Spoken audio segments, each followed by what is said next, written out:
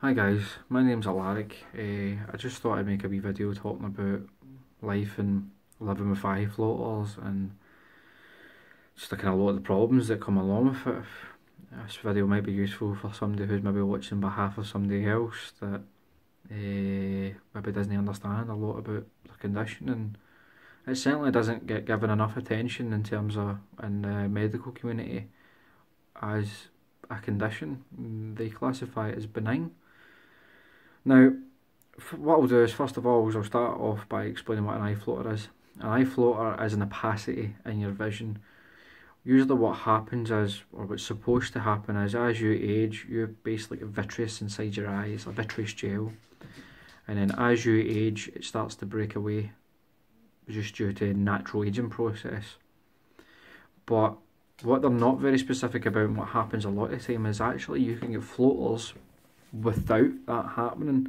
When it breaks away when you get older, it's kind of what's classified as a PVD, a posterior vitreous detachment. That basically means when your vitreous is given up the ghost, basically, and that's it beginning to start letting go of itself essentially, and then it starts to leak into your eye.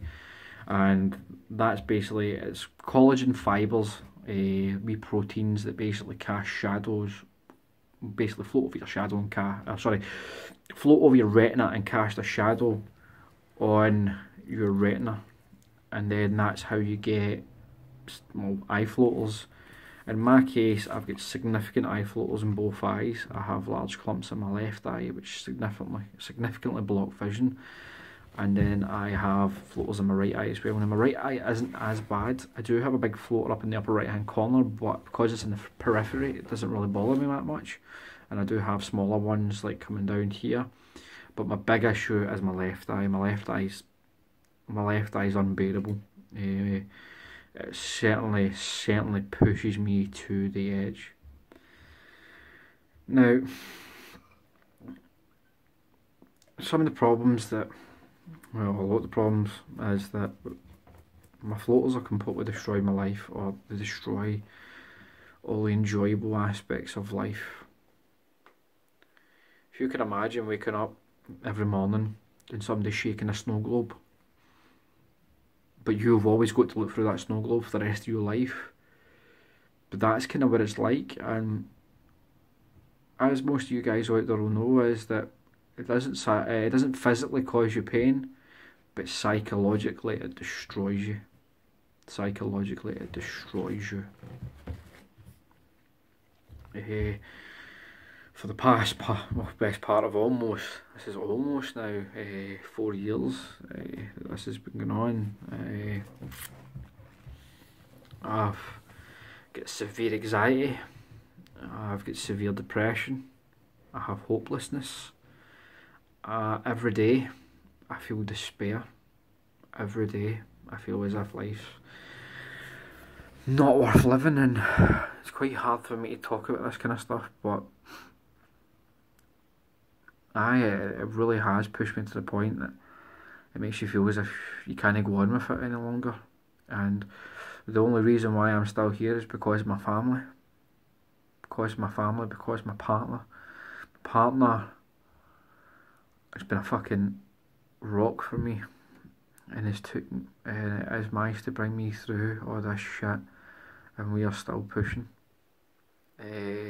I have decided now that I will be pursuing a vitrectomy privately as much as I can and as best I can. I tried going down the route of NHS, and they basically had no interest.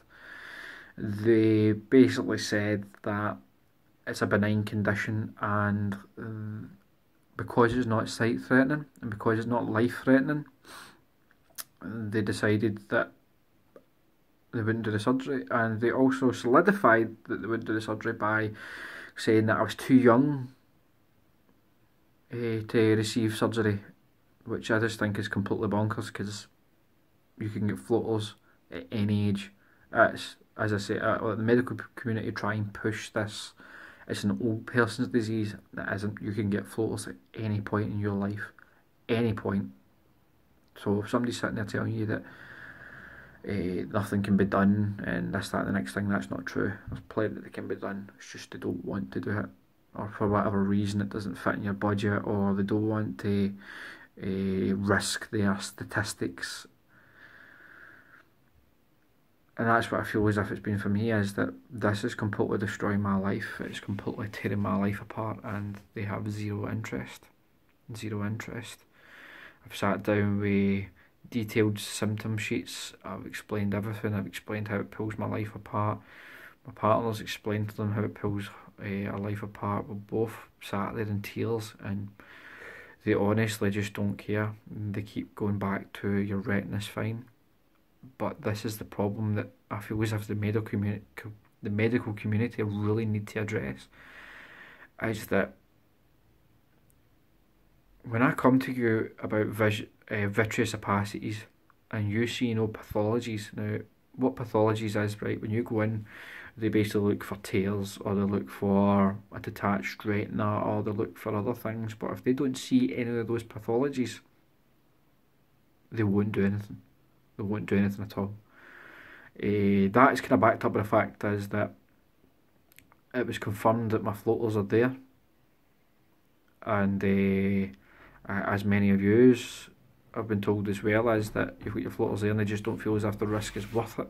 Well, for me it is worth the risk for me, and it's actually more dangerous not give me the risk of surgery than it is leaving me alone like this, because it fucks you up. It just pulls you apart. Like, some days I feel as if I can barely function, and this has been going on for the best part of 4 years now, that it's really been destroying my life, and it affects everything. And this is what people need to understand. And again, if you are somebody who's watching this on behalf of a partner or behalf of a family member that is going through this, you need to understand how difficult, or you need to try and understand how difficult it is for that person to go through that, because it is literally always in their vision. It's something that always blocks their vision. It's something that is always in their vision. It just drives them insane. It really does drive you insane. A lot of what doctors try and say is they try and, as I say it's a benign condition, but what I classify as benign is if you've got one or two. Now again, at the end of the day, it's all down to your perception. If somebody's got one and they feel as if it's the end of the world, then to them it's the end of the world, you know. But it's not like that for me. I've got significant floaters in my left eye that block my vision. That isn't a benign condition, and that is a serious condition that needs to be addressed. It even says so in the NHS website that if you have opacities or things that block your vision, they will provide a vitrectomy to relieve those issues. And I did not for one expect to go in and basically be told that I'm too young, and their alternative solution to it as well was to basically cover my left eye with a painted lens. So rather than do the surgery that I need, and which would give me back the quality of my life, they decided that the best option was that a painted lens would help. Don't understand that. Like, if it's like a sheer black painted lens where you can't see through it, then what's the point of not doing the surgery in the first place? Because you're essentially making me blind in one eye anyway. And for the second part, if it's like sunglasses, the way that they basically, if they reduce the amount of light coming into your eyes, then is that not the same as the sunglasses that I've been using for the best part of 3.5 years? You know, it's like they do nothing to solve your problem. They basically address everything else, but they don't listen to you. It's the same way they'll ask you to look up, down, left, right, and all the diagonals, but they never once go, right, let's try and find these floaters. And that for me is just like, what the fuck? Like, how, if you go there and you explain what the situation is and you explain what bothers you, and they turn round to you and say that your retina's fine, and they don't even do the tests to actually diagnose the problem that you're having. Now, don't be fooled if they say that they can't see any floaters, because I don't know, for people, if you've got floaters, especially if you've got bigger floaters, this actually helps you be able to see this easier. In my room I've got curtains that come down, and in each side there's like when the sun is out, when it's a really sunny day, there's a big streak of light comes through and it can light up the room. Now, you guys probably know what I'm talking about. Now what you can do is, if you sit there and you position it and you flick your eye, you can actually flick your eye over onto the light, and what you'll actually see is even your thickest black ones will then turn into like this kind of, it's like a crystal, it's like this kind of thick fog, it's kind of whitish in colour, but you can partially see through it. Even though it blocks vision, it lightens it up and you can see through it. Now, if you can imagine, right, if you can see through something like that, and again all the other photos, you can see through that, and this is actually proven, this is actually, you can actually look up this yourself. When you go to the doctors and they shine that light in your eye, they're essentially hiding that floater from you, because they're just doing the exact same thing as what I've just discussed. Is that, or even worse, like they're shining a bright torch into your eye, which basically is going right through everything, right through the floaters, so they can't actually perceive your floaters. And again, that's not even to include the fact that floaters are so small. On top of that as well, that there is only specific ways that they can see your floaters, and they don't approach any of these. I've never had I can't remember the exact technical term, but what they do is, if they want to see fully in your eye, they can actually press a lens onto your eye and look directly onto your eye, because what it does is it pushes it, and all the other bits that you can't see actually opens that bit up. And there's various other tests that I'll go into maybe later on in a different video that they can also do, but they choose not to. And that's what I don't understand, is that why does the medical community spend so often passing you off, and I'll go into, I might as well jump into the next big part, is belittling you as well. Where I get a lot of my hopelessness from was, every time I've went to the ophthalmologist, they've never looked at my problem, they've never tried to deal with my problem. They basically brought me in and looked at the retina and went, "You're fine, fuck off." You know, it's all, the only thing the medical community care about is your retina being fine, and as long as your retina's fine, then the way I look at it is you're fine. That's completely unprofessional. Completely unprofessional. Belittling your condition should not happen in any way. I've sat for the best part of 4 years, and this has completely been pulling me apart, and I've had stronger moments and I've had really, really weak moments. But when you go there and they belittle you and say that it's just an irritance, and especially when they're looking through your eye and then they go, "Oh, I think that's my floater." Clearly the fact that I'm here, my floaters are significantly fucking worse than your floaters. Hence why I've been trying to chase this up for the best part of 4 years, and for you to turn around and belittle me and basically completely discredit everything I say and ignore everything I say, it's just completely unacceptable. It's unacceptable in the medical community. That's where I get my hopelessness from, because you go in and you expect this person to help you. You go in and expect this person to at least try and mitigate some of these problems, or at least try and give you some form of way forward. And when they turn around, and I've had them tell me that it's been in my head, I've had them then say, basically confirm that I have floaters, but then basically, as I said to you earlier, is that like the best solution to this is a painted lens, you know, as opposed to giving me the surgery that I actually fucking need. It makes you really run out of patience, and makes you really think that, am I going to have to live with this for the rest of my life? And that's when that mindset really starts to sink in, and that hopelessness and that despair really starts to really affect every single part of your life. And again, if it wasn't for my partner, I wouldn't be here. You know, she's really been my rock, and she's really pulled me through. And partner has issues as well, not with her eyes, but with other things. And you know, we're really, really trying to stick together as a team, and we're really trying to pull each other through our problems. And I just want to say this, if you ever see this, I love you.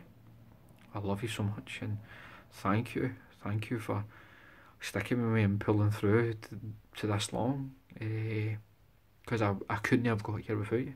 I could not have got here without you. But yeah, it's, I call it the blame game. It's basically when you go to the doctors, it's very much a blame game of, they basically try and pass the buck on everything else. Like it's you not being able to adapt to it. It's you, maybe you're seeing things that are not there. Maybe it's in your head. All these other things, and you're sitting there and you see this every single day of your life. You see it every second of your life, and you're fucking sitting there trying to treat it as if you've got ghosts. You know, if they're phantoms, if they're just made up, if they're just made up in your head. And you know, you're not made up in your head, because again, there's that much information and education now on that subject that how can they say that? You know, how can they say that? If it walks like a floater and talks like a floater, it's a fucking floater, you know. And in my case, it's fucking many. But it's just, sorry, I don't mean to be so doom and gloom on the video. I know a lot of you are probably watching it and probably feel just as bad as I do. And I hope you don't feel worse, because if you feel worse, then holy shit, I can only imagine how it feels for you. But yeah, it's been really tough, and it's been the hardest thing I've ever had to deal with in my life. It has been the hardest thing I've ever had to deal with in my life. And I'd say to you that are out there that are dealing with this, just a couple of things. Just be careful. Just be careful of what you do to yourself. And what I mean by do to yourself is that I took on this bad habit where I used to lock myself in a room, or lock myself in darkness. And then what would tend to happen is it fucks you up.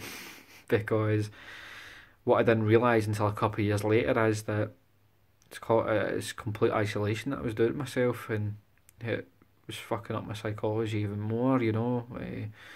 I felt as if I was becoming detached from my family, becoming detached from my partner. I felt completely alone.